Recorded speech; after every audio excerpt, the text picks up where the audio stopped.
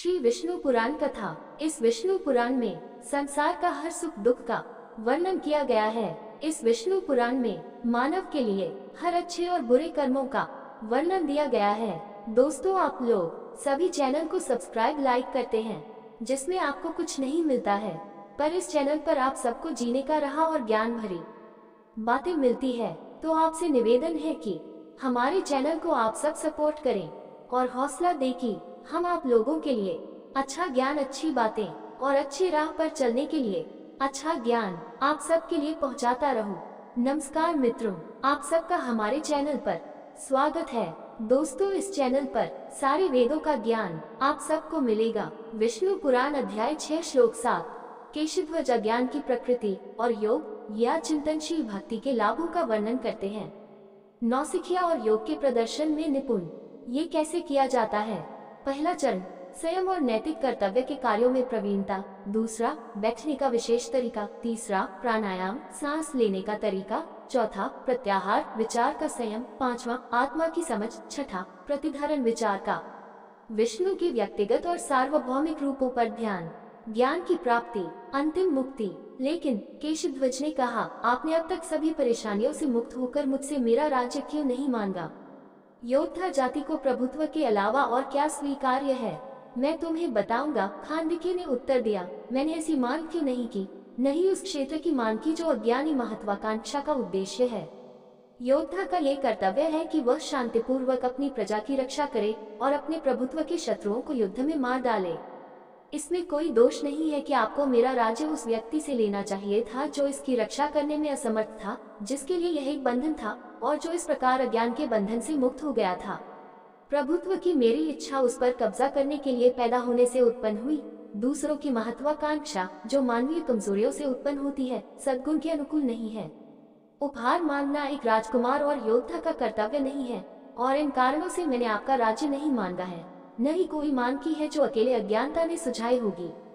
केवल वे ही जो ज्ञान से वंचित हैं, जिनका मन स्वार्थ से घिरा हुआ है, जो आत्मनिर्भरता के मादक पे से नशे में हैं, राज्य की इच्छा रखते हैं। मैं वैसा नहीं हूँ जैसा मैं हूँ। जब राजा केशध्वज ने ये शब्द सुने तो वे बहुत प्रसन्न हुए और बोले, अच्छी बात है।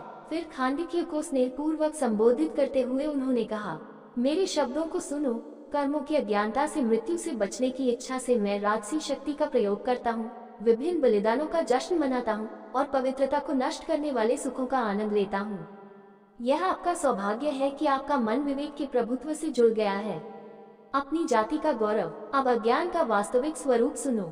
ये गलत धारणा की जो स्वयं नहीं है उसमें स्वयं का समावेश होता है, और यह विचार की संपत्ति में वह होता है जो स्वयं का नहीं है। अज्ञान के वृक्ष के दोहरे बीज का गठन करते हैं। 5 तत्वों से बने शरीर में स्थित मोह के अंधेरे से भ्रमित होकर गलत निर्णय लेने वाला देहधारी जोर से कहता है, यह मैं हूँ। लेकिन ऐसे शरीर को आध्यात्मिक व्यक्तित्व का श्रेय कौन देगा जिसमें आत्मा आकाश, वायु, अग्नि, जल और पृथ्वी, जिनसे वह शरीर बना है, से भिन्न है?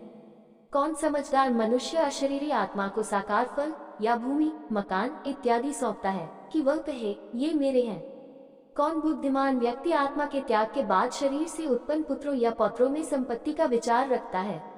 मनुष्य सभी कार्य शारीरिक फल के उद्देश्य से करता है, और ऐसे कार्यों का परिणाम दूसरा शरीर होता है, ताकि उनका परिणाम शारीरिक अस्तित्व तक सीमित होने के अलावा और कुछ न हो।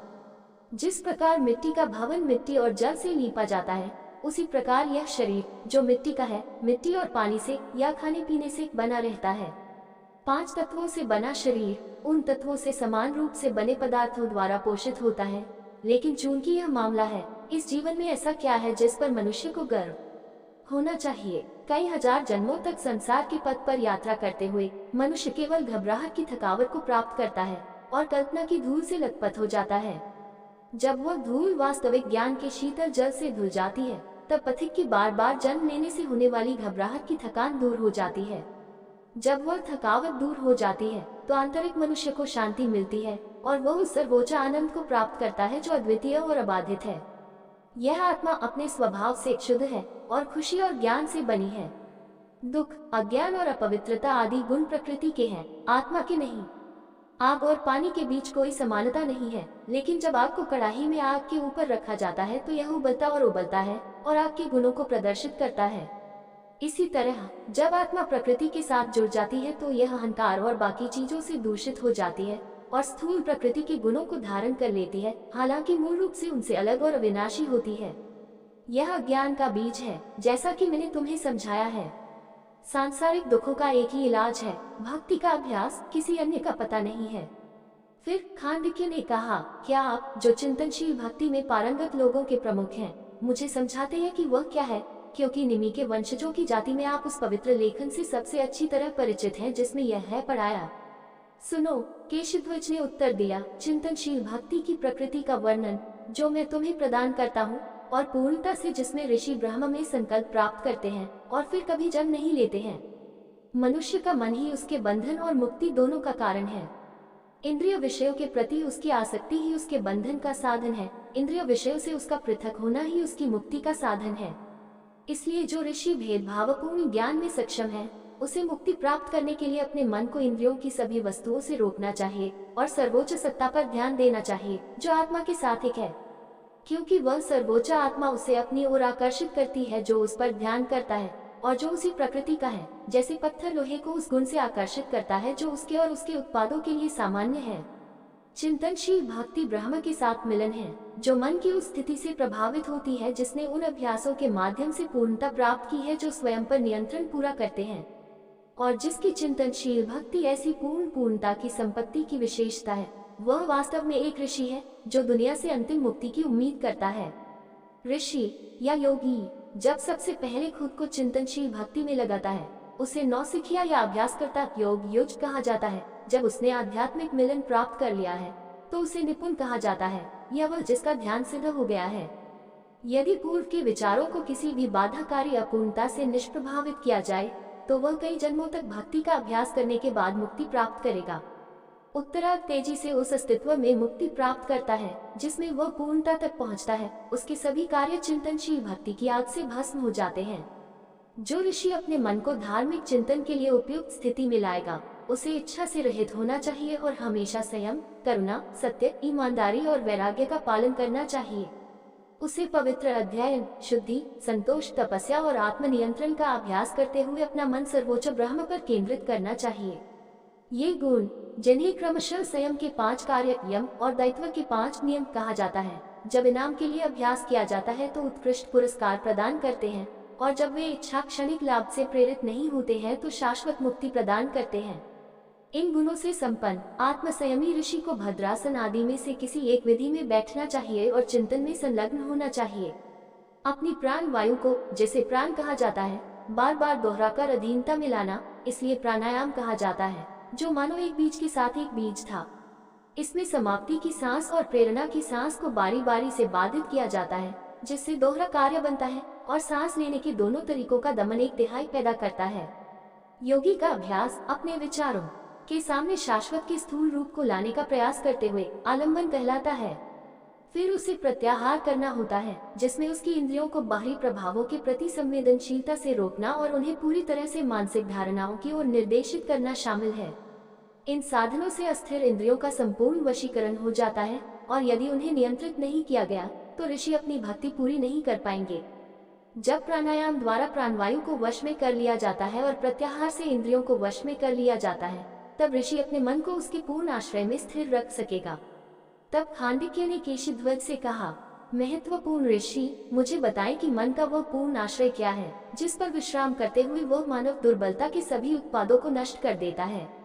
इस पर केशध्वज ने उत्तर दिया, मन का आश्रय आत्मा ब्रह्म है, जो अपनी प्रकृति से 2 प्रकार का है, जैसे कि आकार के साथ या बिना रूप के, और इनमें से प्रत्येक सर्वोच्च और गौण है। आत्मा की आशंका फिर से 3 प्रकार की है। मैं आपको विभिन्न प्रकारों के बारे में बताऊंगा। वे हैं जिसे ब्रह्मा कहा जाता है, जिसका नाम कर्मों से लिया गया है, और वह जो दोनों को समझता है।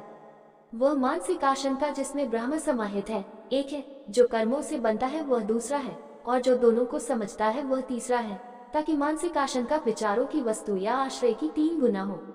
सनंदन और अन्य सिद्ध ऋषि ब्रह्मा की प्रकृति की समझ से संपन्न थे। देवता और अन्य, चाहे सजीव हो या निर्जीव, कर्मों को मानने वाली शक्ति से युक्त हैं। कार्य और आत्मा दोनों को समझने वाली समझ हिरण्यगर्भ और अन्य लोगों में मौजूद है, जो अपनी प्रकृति के बारे में चिंतनशील ज्ञान रखते हैं और जो सृजन और बाकी के रूप में कुछ सक्रिय कार्य भी करते हैं। जब तक सभी कार्य जो व्यक्तित्व की धारणाओं का कारण है बंद नहीं हो जाते, तब तक उन लोगों के लिए आत्मा एक चीज है और ब्रह्मांड एक और चीज है, जो वस्तुओं को अलग और विविध मानते हैं। लेकिन उसे सच्चा ज्ञान या ब्रह्म का ज्ञान कहा जाता है, जो कोई भेद नहीं मानता, जो केवल सरल अस्तित्व पर विचार करता है, जो शब्दों से अप्रभाषित है और जिसे केवल अपनी आत्मा में ही खोजा जा सकता है। वह विष्णु का सर्वोच्च अजन्मा अविनाशी रूप है, जो बिना संवेदनशील रूप के है और सर्वोच्च आत्मा की स्थिति के रूप में वर्णित है, जो सार्वभौमिक रूप की स्थिति से विभिन्न रूप से संशोधित है। लेकिन ऋषियों द्वारा अपनी प्रारंभिक भक्ति में इस स्थिति पर विचार नहीं किया जा सकता है और इसलिए उन्हें अपने मन को हरि की स्थूल रूप की ओर निर्देशित करना चाहिए, जो सार्वभौमिक बोधगम्य है। उन्हें हिरण्यगर्भ के रूप में, गौरवशाली वासव के रूप में, प्रजापति के रूप में, हवाओं, वसुओं, रुद्रों, सूर्यों, तारों, ग्रहों, गंधर्वों, यक्षों, दैत्यों के रूप में उनका ध्यान करना चाहिए। सभी देवता और उनके पूर्वज, मनुष्य, जानवर, पहाड़, महासागर, नदियां, पेड़, सभी प्राणी और प्राणियों के सभी स्रोत, प्रकृति और उसके उत्पादों के सभी संशोधन, चाहे वे चेतन हो या अचेतन, एक पैर वाले, दो पैर वाले या कई पैरों वाला, ये सब तीन प्रकार की आशंकाओं से ग्राह्य होने योग्य हरि के ही बोधगम्य रूप है। ये संपूर्ण सार्वभौमिक संसार, गतिशील और स्थिर प्राणियों का ये संसार विष्णु की ऊर्जा से व्याप्त है, जो परम ब्रह्म की प्रकृति का है। यह ऊर्जा या तो सर्वोच्च है, या जब ये चेतन देहधारी आत्मा की है तो ये गौण है।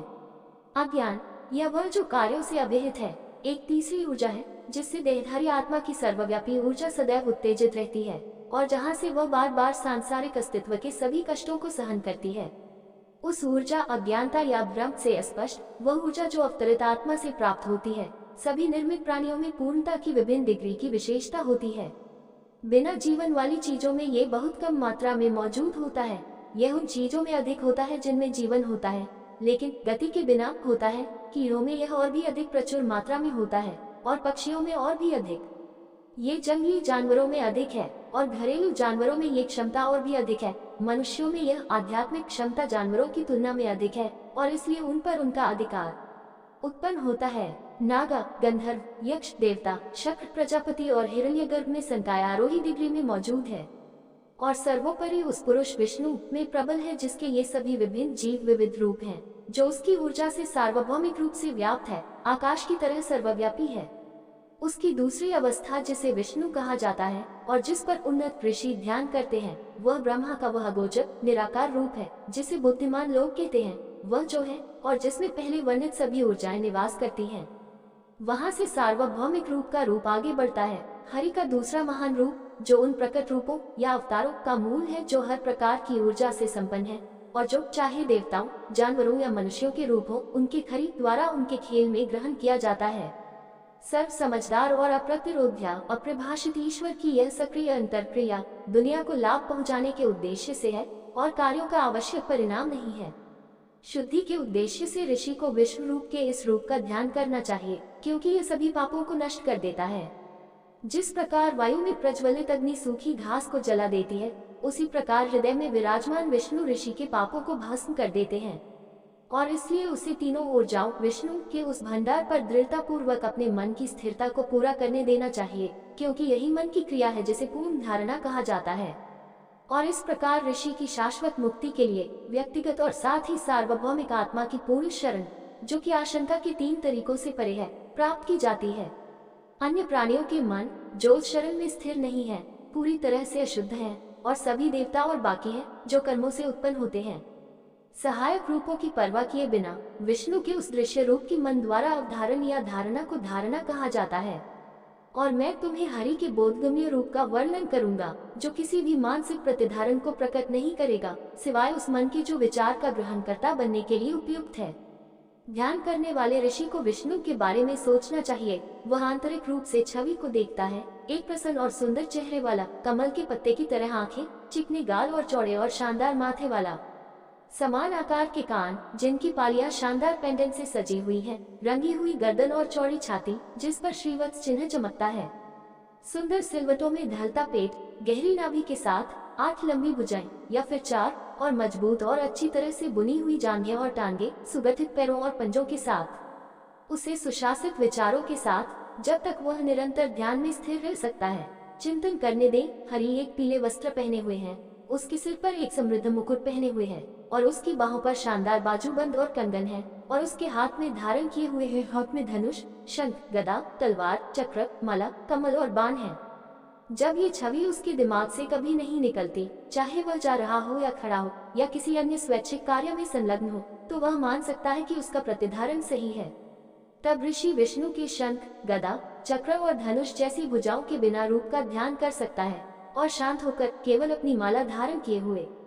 जब इस छवि का विचार दृढ़ता से बना रहता है, तो वह अपने मुकुट, कंगन या अन्य आभूषणों के बिना भी विष्णु का ध्यान कर सकता है। इसके बाद वह उसके बारे में केवल एक ही अंग के रूप में सोच सकता है और फिर अपने पूरे विचारों को उस शरीर पर केंद्रित कर सकता है जिसके अंग हैं। मन में एक जीवंत छवि बनाने की यह प्रक्रिया अन्य सभी वस्तुओं से अलग ध्यान या मेडिटेशन का गठन करती है, जो 6 चरणों में पूर्ण होती है। और जब इस मानसिक ध्यान से सभी भेदों से मुक्त स्वयं का सटीक ज्ञान प्राप्त होता है, तो उसे समाधि कहा जाता है। जब योगी इस चरण को पूरा कर लेता है, तो उसे विवेकपूर्ण ज्ञान प्राप्त होता है, जो जीवित आत्मा को सक्षम करने का साधन है। जब तीनों प्रकार की आशंकाएं नष्ट हो जाती हैं, ताकि वह प्राप्य सर्वोच्च ब्रह्म को प्राप्त कर सके। सन्निहित आत्मा उपकरण का उपयोग करता है, जो उपकरण सच्चा ज्ञान है और इसके द्वारा पूर्व ब्रह्मा के साथ की पहचान प्राप्त की जाती है। मुक्ति, जो कि प्राप्त की जाने वाली वस्तु है, सिद्ध होने पर विवेकपूर्ण ज्ञान समाप्त हो जाता है। जब जांच की वस्तु की प्रकृति की समझ से संपन्न होता है, तो इसमें व्यक्ति और सर्वोच्च आत्मा के बीच कोई अंतर नहीं होता है। अंतर सच्चे ज्ञान की अनुपस्थिति का परिणाम है। जब वह ज्ञान जो व्यक्तिगत और सार्वभौमिक आत्मा के बीच अंतर का कारण है, अंततः और हमेशा के लिए नष्ट हो जाता है, तो उनके बीच वह अंतर कौन करेगा जो मौजूद नहीं है। इस प्रकार मैंने खांडक्य ने आपके प्रश्न के उत्तर में आपको पूरी तरह और संक्षेप में चिंतनशील भक्ति का क्या अर्थ है समझाया है। आप और क्या सुनना चाहते हैं? खांडक्य ने केशध्वज को उत्तर दिया और कहा, आपने मुझे चिंतनशील भक्ति के वास्तविक स्वरूप की जो व्याख्या दी है, उससे मेरी सभी इच्छाएं पूरी हो गई हैं और मेरे मन से सारी अशुद्धियां दूर हो गई हैं। मेरा शब्द, जिसका मैं उपयोग करने का आदी रहा हूँ, असत्य है और इसे उन लोगों द्वारा अन्यथा घोषित नहीं किया जा सकता है जो जानते हैं कि क्या जानना है। मैं और मेरा शब्द अज्ञान है, परंतु अभ्यास अज्ञान से प्रभावित होता है। सर्वोच्च सत्य को परिभाषित नहीं किया जा सकता, क्योंकि इसे शब्दों से समझाया नहीं जा सकता। इसलिए प्रस्थान करो केशध्वज, तुमने वह सब कुछ किया है जो मेरी वास्तविक खुशी के लिए आवश्यक है, मुझे अस्तित्व से मुक्ति की अक्षयदाता चिंतनशील भक्ति सिखाने में। तदनुसार राजा केशध्वज खांडक्य से उचित श्रद्धांजलि प्राप्त करने के बाद अपने शहर लौट आए। खांडक्य ने अपने पुत्र राजा को नामांकित करके अपनी भक्ति पूरी करने के लिए जंगल में चले गए। उनका पूरा मन गोविंदा पर केंद्रित था। वहां अपने संपूर्ण विचारों को केवल एक ही वस्तु पर केंद्रित करके और स्वयं आत्मनियंत्रण और बाकी के अभ्यास से शुद्ध होने के बाद उन्होंने शुद्ध और परिपूर्ण आत्मा में अवशोषण प्राप्त किया, जिसे विष्णु कहा जाता है। केशध्वज भी मुक्ति पाने के लिए अपने स्वयं के नाशवान कार्यों से विमुख हो गए और इंद्रियों की वस्तुओं के बीच उनकी परवाह किए बिना रहने लगे और उनसे अपने लिए किसी भी लाभ की उम्मीद किए बिना धार्मिक अनुष्ठानों की स्थापना की। इस प्रकार शुद्ध और शुभ फल से सभी पापों से शुद्ध होकर उन्होंने उस पूर्णता को भी प्राप्त किया जो सभी दुखों को हमेशा के लिए दूर कर देती है। इस चैनल पर सभी वेदों का ज्ञान मिलेगा। ये वीडियो आपको अच्छा लगा हो तो लाइक, शेयर, सब्सक्राइब जरूर करें। धन्यवाद दोस्तों।